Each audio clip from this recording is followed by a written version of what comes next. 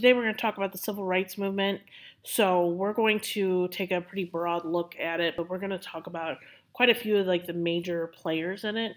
So we're going to look at guys like Martin Luther King Jr., Malcolm X, Rosa Parks, JFK, who we've already talked about his policies, but we're going to talk about his civil rights policies, and then his brother Robert. We'll talk about him as well. So lots to talk about today. These are pretty hefty notes, so let's get it going.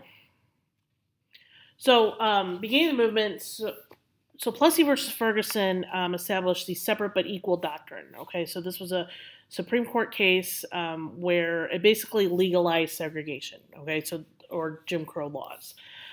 So things like buses, trains, schools, restaurants, pools, parks, all kinds of different things were segregated. There were like white bathrooms and black bathrooms, and there were white buses, and where white people were in the front of the bus and black people in the back of the bus. There's all kinds of different things that were segregated.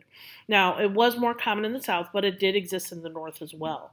But areas without segregation laws often had de facto segregation. So this would be like segregation kind of by tradition. And so the NAACP had been fighting segregation for many years up to this point. They did see some victories, but not very many. But African Americans are going to slowly gain more and more political power. And when the Great Migration happened, many of them moved to the North because they wanted to be able to vote, okay? And a lot of African Americans also benefited from the New Deal. So that kind of helped them to get out of that cycle of poverty for a lot of them. During World War II, African American leaders began using their own power for more rights. And so in 1942, CORE, or the Congress of Racial Equality, was founded. And they started to use sit-ins, which is a form of peaceful protest, in order to desegregate restaurants. But they were able to successfully integrate many restaurants, theaters, and other things like that. But then another major court case is going to come up, Brown versus Board of Education.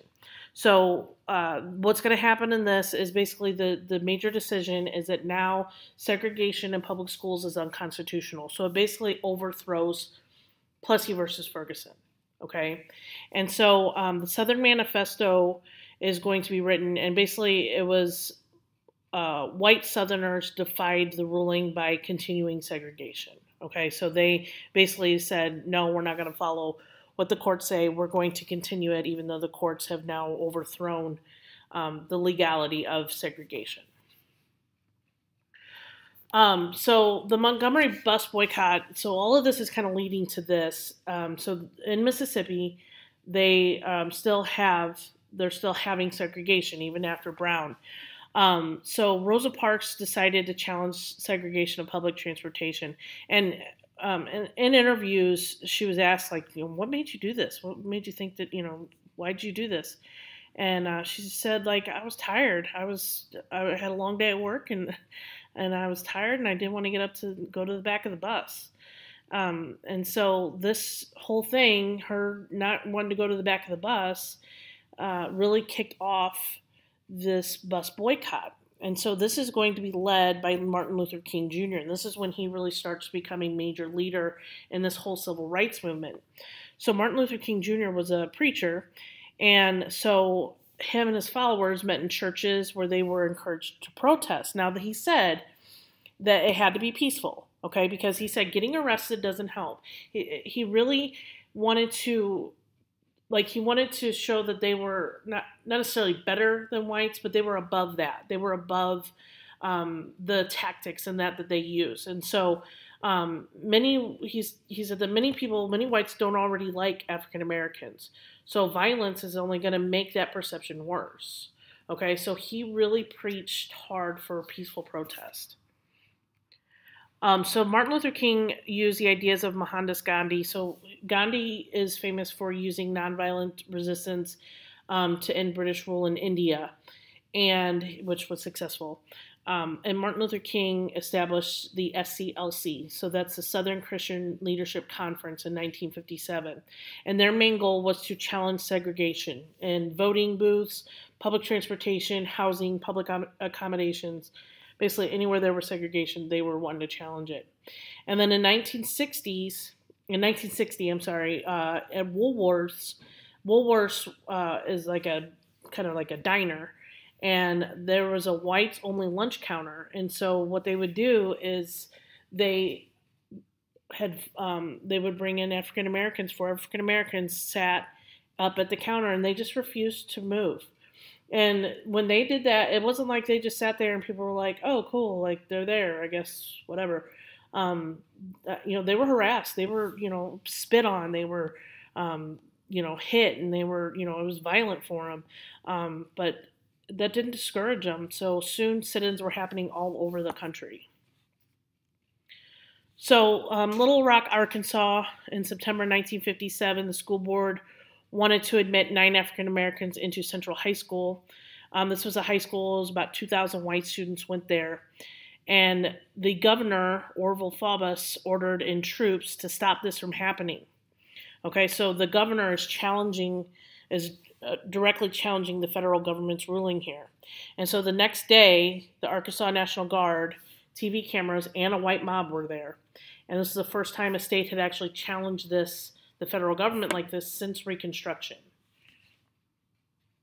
So Eisenhower was the president at the time. He knew he couldn't let this happen. So what he did is he ordered the governor to remove the troops. So the governor did remove the troops, but he didn't do anything about the mob. The troops just left. And so the mob, the angry whites, beat up 2 African-American reporters and destroyed some school windows.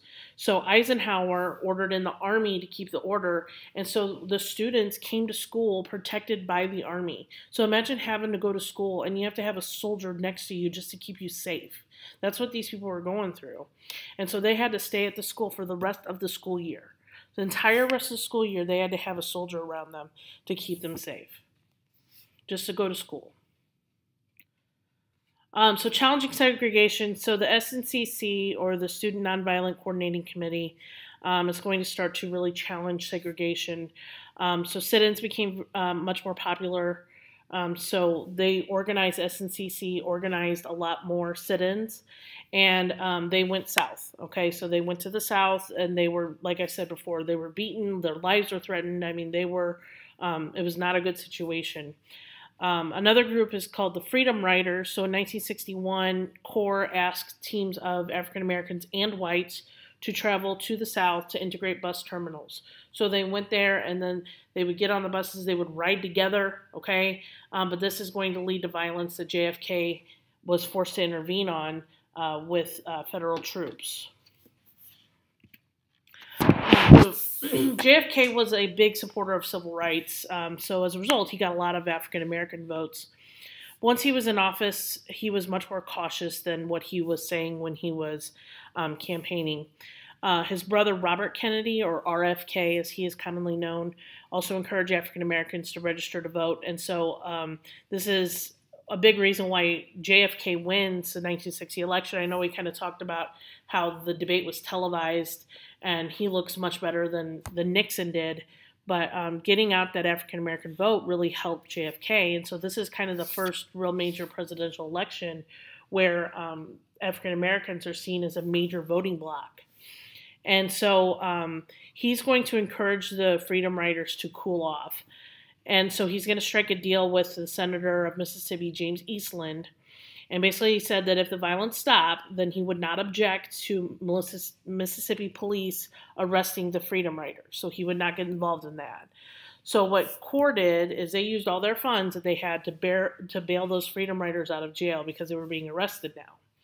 And so JFK ordered the Interstate Commerce Commission, the ICC, to increase regulations against segregation in bus terminals. So he is going to, basically he is getting back at them a little kind of backhandedly by going around the system putting in more regulations for these bus companies. And so by 1962, segregation on interstate travel ended, but within the state, it still continued, okay? But if a bus went from like Mississippi to Alabama, it could not be segregated, okay? They also had to send troops when James Meredith wanted to register at the University of Mississippi. So there's another example of a student who needed protection to go to school. So the Civil Rights Act of 1964. So this happened a year after JFK was assassinated. So the president was Lyndon Johnson, who's going to sign this into law. So the Alabama governor George Wallace blocked the way for 2 African Americans to register for college. So JFK actually announced the Civil Rights Bill. Obviously, this is before he died. But Martin Luther King actually put pressure on Congress to pass it. So the way he did that was he brought 200,000 demonstrators to Washington, D.C. to encourage them to pass this bill. But a lot of senators did what they could to slow it down. So they used a filibuster to slow it down. So a filibuster is where you just kind of waste time to slow down the vote. What they needed to stop that was called a cloture. Okay, so you need 60 senators in order to stop a filibuster. So what they can do is they can vote to stop it.